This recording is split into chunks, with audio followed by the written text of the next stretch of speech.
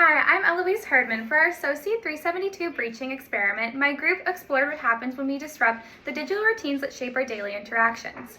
Conducting 2 experiments, Task A being no phone for 1 week, though laptops were allowed, and Task B, we were allowed our phones, but no social media could be used. Our goal was to develop social thoughts and connect them to social theories, as well as see how everyday interactions occur and what changes we had to make. Hi, this is Sean, and this is my report for the breaching experiment. For the first question, adaptation to the new routine, I think at first it felt super weird and anxious without my phone, but after a few days it got a lot better and I was able to read a lot more than before. For sociological theory for task A, I picked symbolic interaction. From disconnecting with my phone, I found out my sense of self and belongings is co-created through other social cues and responses, making their absence feel like a loss of identity. For task B, I picked Goffman's front and backstage theory. I explained how leaving social media freed me from performing an idealized frontstage set of approval, allowing my more authentic backstage self to feel more comfortable. And finally, for my self-reflection, the first few days without my phone were uncomfortable and isolating. But over time, I realized how much it had controlled my attention and shaped my sense of self.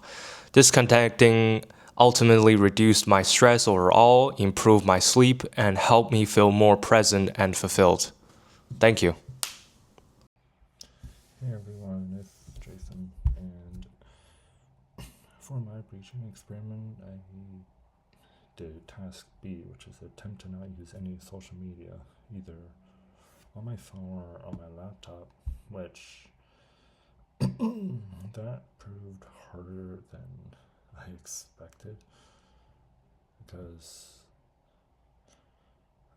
I found that I was more attached to social media things like Instagram, TikTok, and Discord way more than I personally anticipated, and it was a challenge. It was hard, and I think that if I were to do this breaching experiment all over again sometime later in life, or do this for a whole nother challenge, say be on a deserted island where I can't use social media, then I don't think I would survive on my own.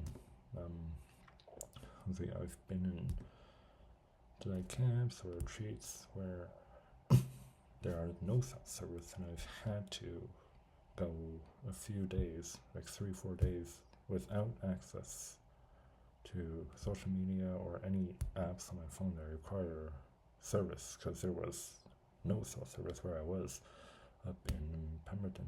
So yeah, it was definitely a challenge, and it shows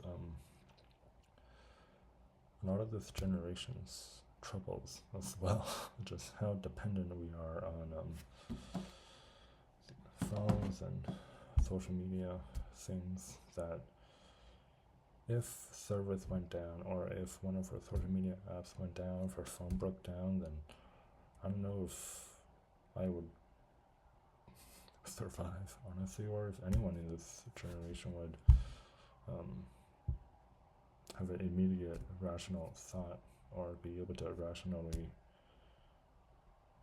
create an alternative situation to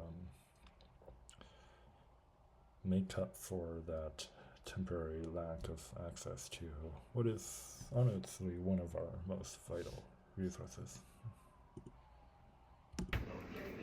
For my task A, being no phones for a week, I felt an immediate loss. Breaking a major social ritual, the expectation of constant reliability. My brain kept having the urge to go on my phone, and I felt more anxious than I usually have. The phone being used was a symbol of presence for me. I felt as if people were frustrated with me, and I found myself having to repair and change interactions back to normal.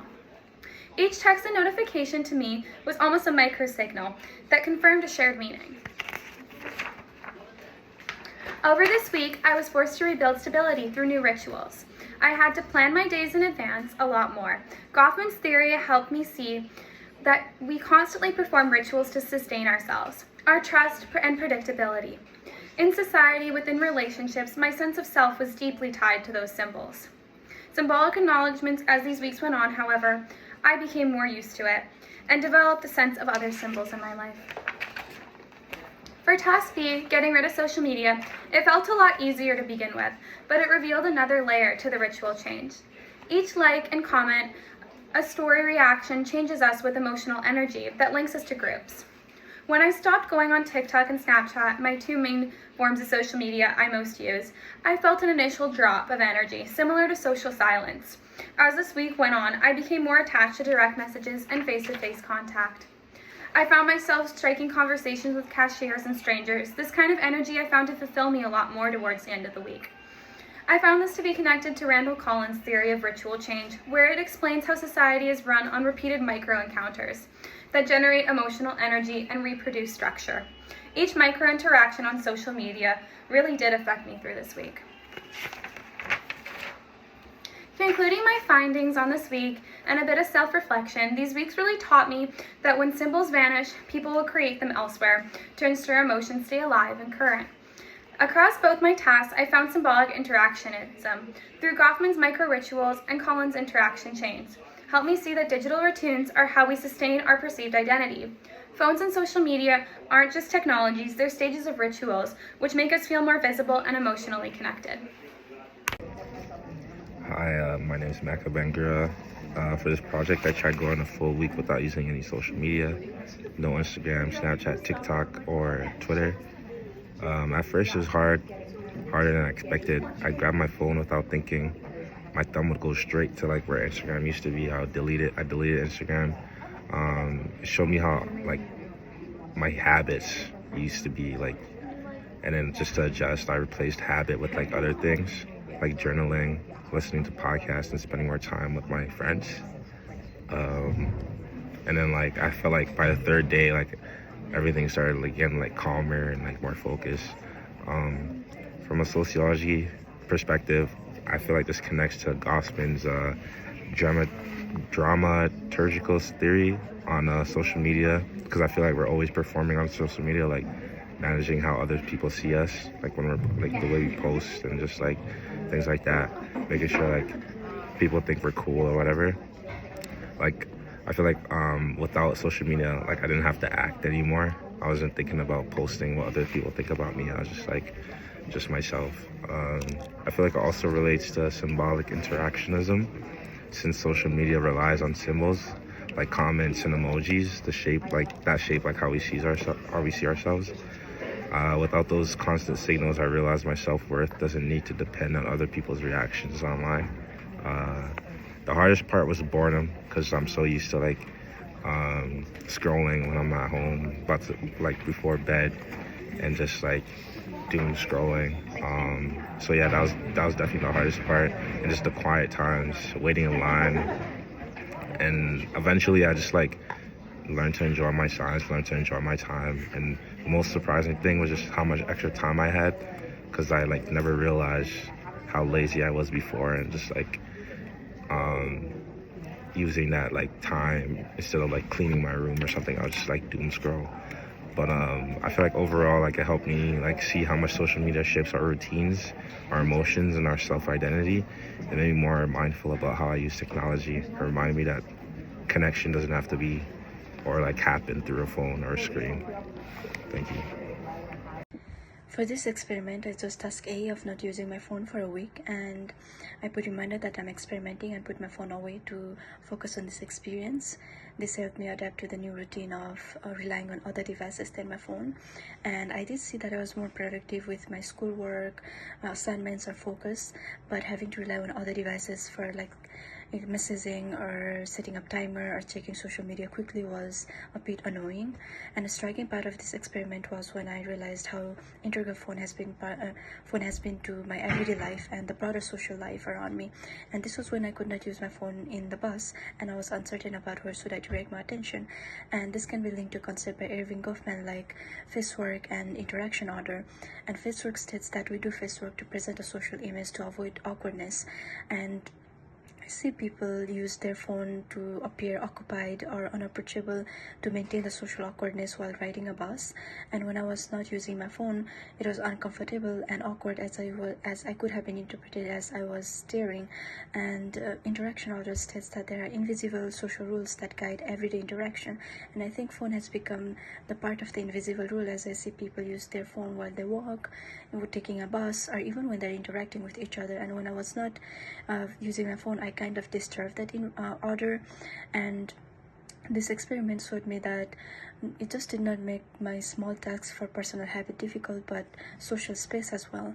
And it also made me realize how my digital routine shaped my behavior, my attention, and my ways of presenting myself in public spaces.